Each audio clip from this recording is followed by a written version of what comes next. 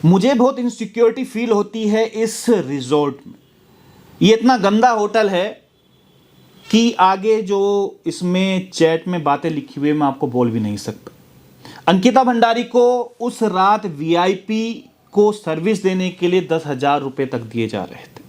Sunday की ये chat है जो अपने दोस्त पुष्पदीप के साथ उस दिन वो बता रही थी कि उसके साथ होटल में क्या कुछ हुआ।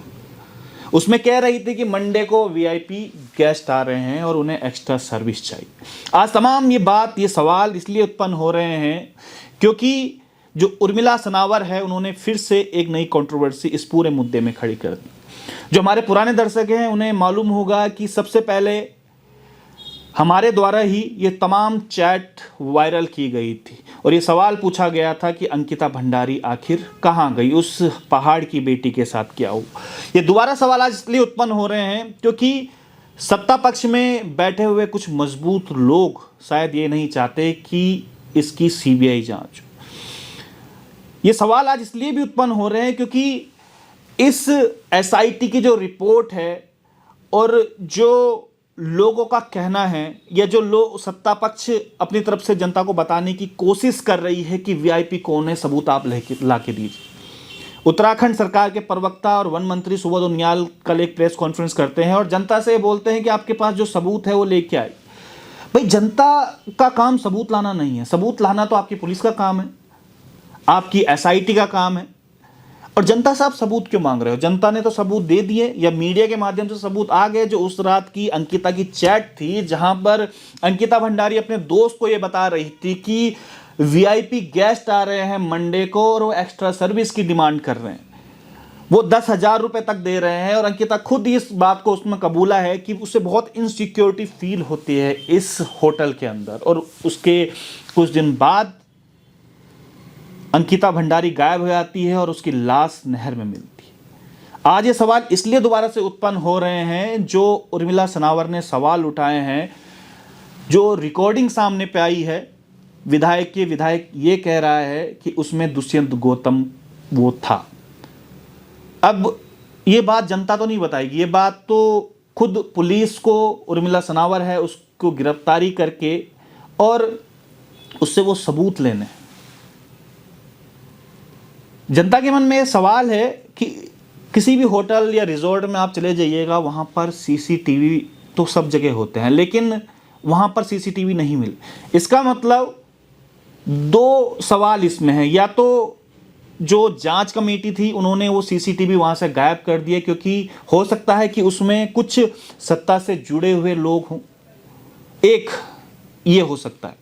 और दूसरा ये हो सकता है कि अगर सीसीटीवी वाकई में नहीं थी तो वहां पर जो लोकल प्रशासन था जिसकी जवाबदेही जिसकी जिम्मेदारी उसमें बनती थी उसके ऊपर क्या कुछ कार्रवाई हुई। अभी तक आप लोगों ने ये नहीं सुना होगा कि लोकल प्रशासन के ऊपर या जिसकी इसमें भूमिका थी अगर वहां पर सीसीटीवी नहीं थे तो उनके ऊपर लोकल प्रशासन के ऊपर क्या कुछ कार्रवाई हुई। दूसरा मन में संशय ये उत्पन्न होता है, हम नहीं कह रहे हैं कि दुष्यंत गौतम ही वीआईपी हो सकता है, हम ये कह रहे हैं कि कम से कम अगर जनता के मन में ये सवाल उठ रहे हैं कि वीआईपी उस दिन आ रहे थे तो वो वीआईपी कौन कौन थे, क्या एसआईटी ने अपनी जांच रिपोर्ट में उन वीआईपीज़ का जिक्र किया है? वो नहीं किया।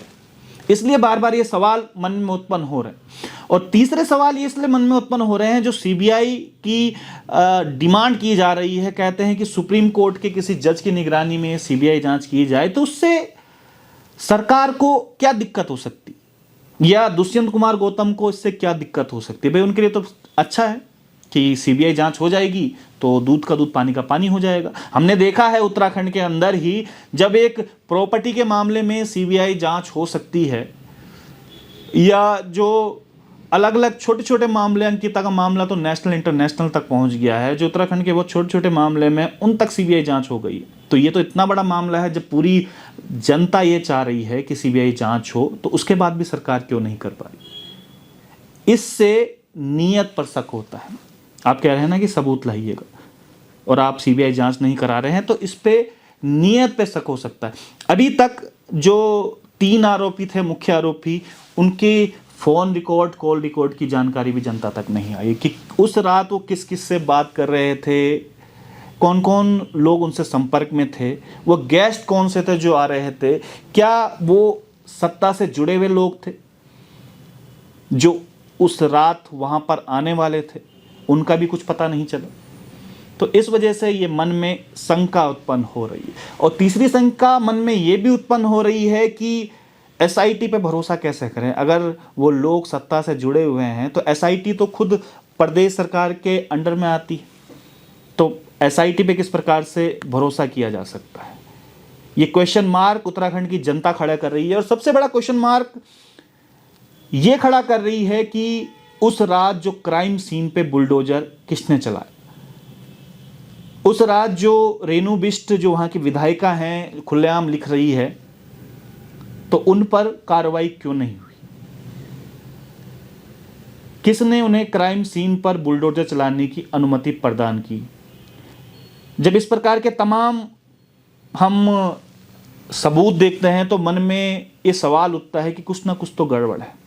और ये गड़बड़ ही है जो आज सड़कों पर लोग, कल संडे को आप देखिएगा भारी भरकम पूरे उत्तराखंड से लोग यहाँ पर आ रहे हैं और एक ही मांग उनकी है कि वो वीआईपी गेस्ट कौन सा था।